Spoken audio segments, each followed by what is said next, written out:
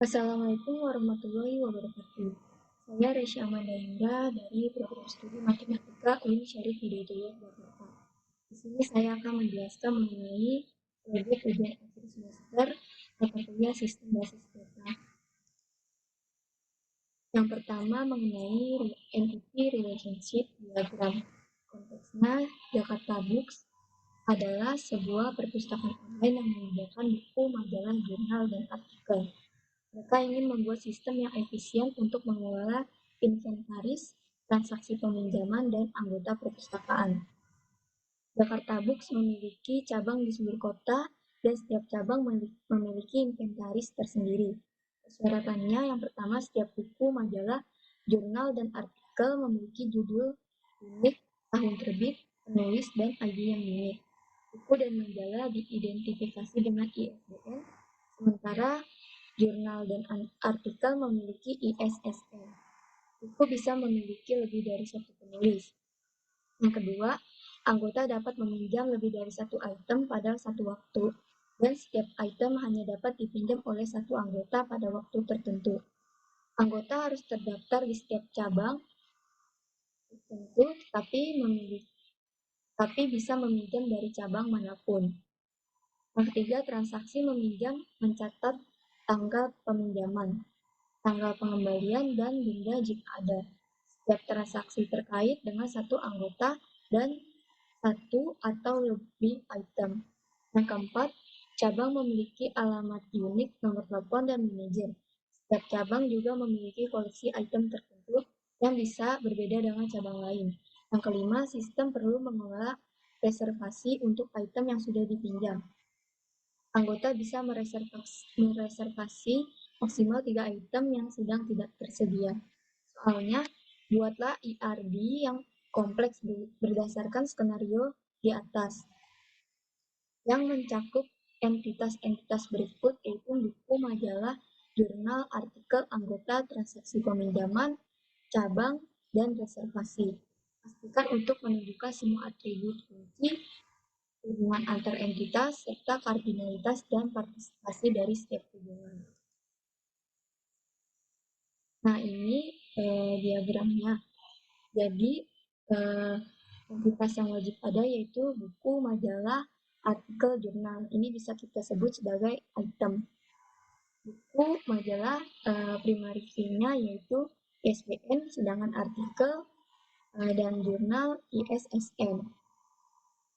Ada juga entitas anggota seperti transaksi peminjaman, cabang, reservasi, dan juga anggota.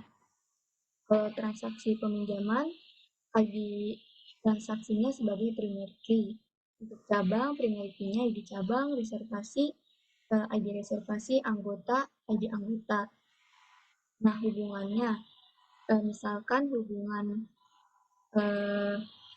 buku, hubungan item dengan transaksi peminjaman. Nah, di sini untuk sebuah transaksi bisa terdiri dari banyak buah buku. Tapi di satu buah buku atau majalah atau artikel atau jurnal hanya boleh di dalam satu transaksi.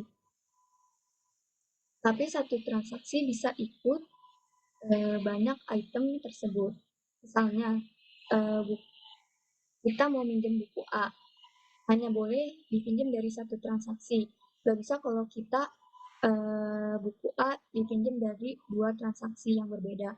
Sedangkan dalam satu transaksi bisa ada buku A, buku B, buku C. Maka ini hubungannya many to one. Jadi many-nya itu item dan one-nya itu transaksi. Hubungan transaksi dengan anggota. Jadi satu transaksi hanya ada satu anggota dan sebaliknya satu anggota hanya satu transaksi. Ini hubungannya one to one. Untuk hubungan item dengan cabang, misalnya sebuah buku atau majalah bisa ada di dua cabang yang berbeda. Begitu juga dengan sebuah cabang. Jadi sebuah cabang bisa juga punya buku A, buku C. Maka hubungan buku, jurnal, majalah, artikel dengan cabang itu many to one, many. Maka ini menyebabkan anomali. Maka kita buat entitas baru yaitu item cabang. untuk menjadi many to one. Hubungan item dengan item cabang yaitu one to many. Jadi satu item bisa ada di banyak item cabang dan hubungan item cabang bisa ada di satu buah cabang. Nah, ini penjelasan lebih jelas mengenai entitas. Ini juga penjelasan lebih jelas mengenai hubungannya. Selanjutnya mengenai normalisasi, ini tabel yang disediakan. Jadi konteksnya sebuah bagian dari proyek untuk meningkatkan sistem informasi akademik di universitas. Anda diberikan tabel data Universitas Info yang belum ternormalisasi. Tabel ini mengandung informasi tentang mahasiswa, dosen, mata kuliah, dan lain-lain. Soalnya yang pertama, normalisasi data. Analisis tabel Universitas Info yang diberikan dan normalisasikan datanya hingga mencapai bentuk normal yang Anda yakini bahwa tidak akan menimbulkan redundansi dan anomali. Berikan deskripsi dan juga justifikasi untuk setiap langkah normalisasi yang Anda lakukan. Yang kedua, desain relasional. Setelah normalisasi, representasikan struktur data yang telah dinormalisasikan dalam skema relasional. Deskripsikan tabel-tabel yang akan Anda buat beserta atribut tipe data, kunci primer, dan kunci asing dari masing-masing tabel. Ketiga, implementasikan DDL SQL. Gunakan DDL SQL untuk membuat skema basis data yang telah dinormalisasi di PostgreSQL. Pastikan skema data yang Anda buat mampu mendukung operasi query yang efisien. Juga sertakan perintah-perintah SQL untuk membuat tabel, menentukan kunci primer dan asing, serta batasan-batasan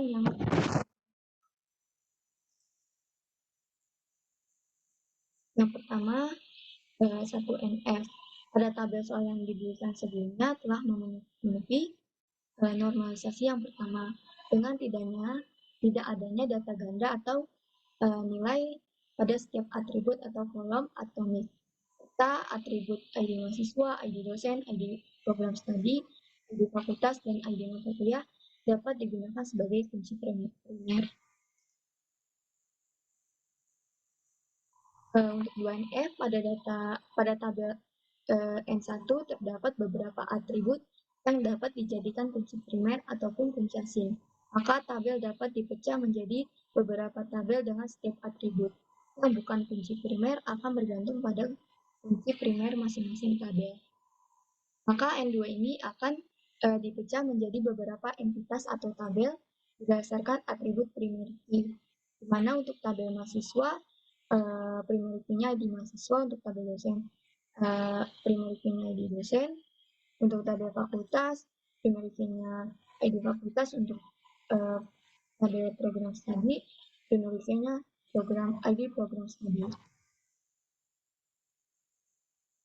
Untuk tabel mata kuliah, primer key-nya ID mata kuliah, dan untuk tabel nilai foreign key-nya yaitu ID mahasiswa dan juga ID mata kuliah. Nah, untuk N3, pada tabel N2 terdapat data dependensi dan transitif. Tepatnya pada tabel mata kuliah untuk melihat atribut ulangan, jadwal kuliah, ID dosen, dan ID program studi. Dapat dipengaruhi oleh atribut selain kunci primer yaitu ID mata kuliah. Maka diperlukan tabel baru yang dapat diberi nama tabel perkuliahan yang di dalamnya dapat dimasukkan atribut ruangan, semester, tahun, jadwal kuliah, ID mata kuliah, dan ID dosen. Serta untuk tabel nilai dapat dibuatkan kunci primer sendiri dengan nama ID nilai dan atribut ID mata kuliah. Dapat digantikan dengan ID perkuliahan. Dan ini tabel perkuliahan, ini juga tabel mata kuliah, dan ini tabel nilai. Desain relasionalnya, jadi mahasiswa saling berhubungan dengan nilai, nilai saling berhubungan dengan perkuliahan, perkuliahan berhubungan dengan dosen, perkuliahan berhubungan dengan mata kuliah, perkuliahan berhubungan dengan program studi, dan program studi berhubungan dengan fakultas.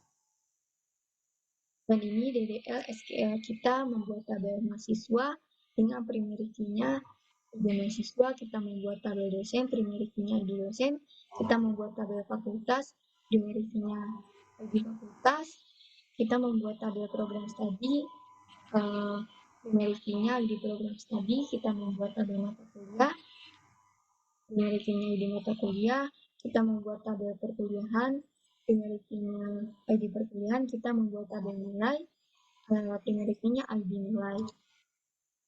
Selanjutnya mengenai pemahaman teori. Yang pertama, soal yang pertama menampilkan daftar mahasiswa yang mendapat nilai tertinggi di mata kuliah algoritma, termasuk nama mahasiswa, ID dosen, dan nilainya.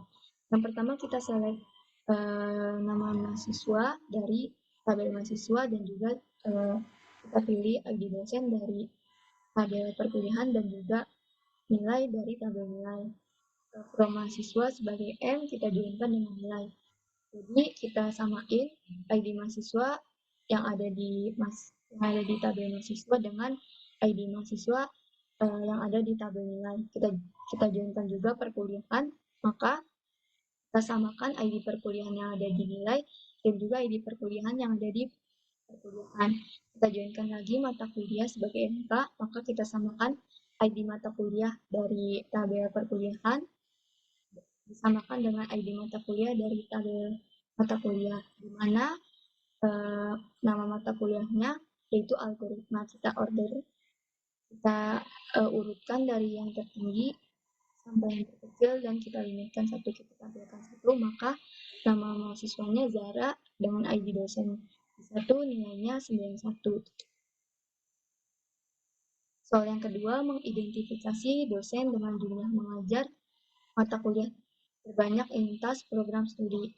Menampilkan nama dosen dan jumlah mata kuliah yang diajar. Kita pilih nama dosen dari tabel dosen, kita jumlahkan ID mata kuliah yang ada di perkuliahan sebagai jumlah mengajar. Dari tabel dosen kita joinkan dengan perkuliahan, yaitu dengan menggunakan ID dosen dari tabel dosen dan juga dari tabel perkuliahan.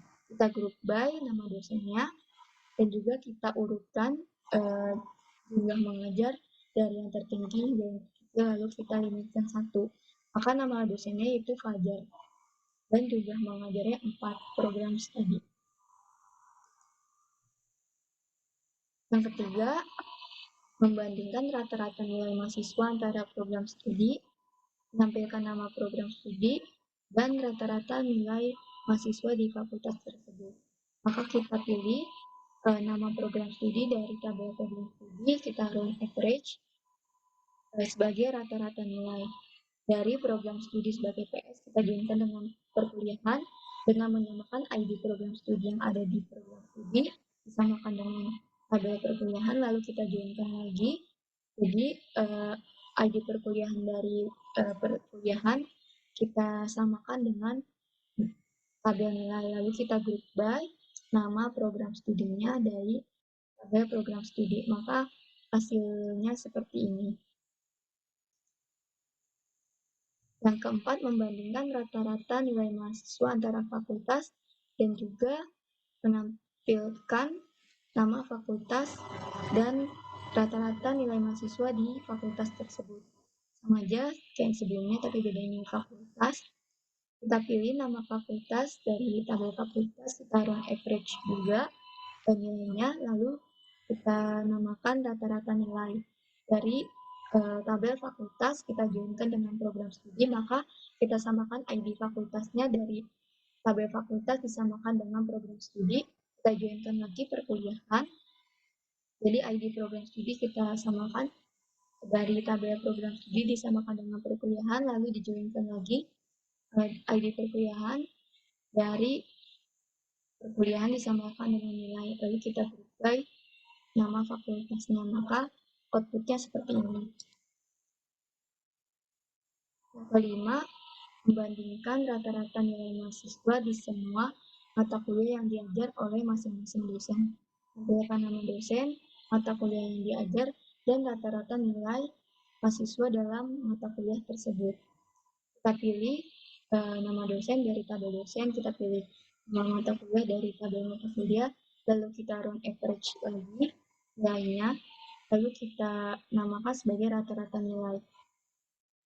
Jadi dari tabel dosen kita joinkan sama perkuliahan dengan menyamakan ID dosen. Kita joinkan lagi nama mata kuliah, jadi dengan menyamakan ID mata kuliah yang ada di perkuliahan dan juga ada di mata kuliah, tabel mata kuliah, dijoinkan lagi dengan nilai, maka disamakan ID perkuliahan yang ada di perkuliahan, disamakan dengan ID perkuliahan yang ada di nilai, kita group by nama dosen dan juga mata kuliah.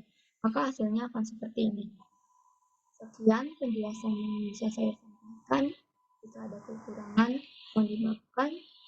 Wassalamualaikum warahmatullahi wabarakatuh.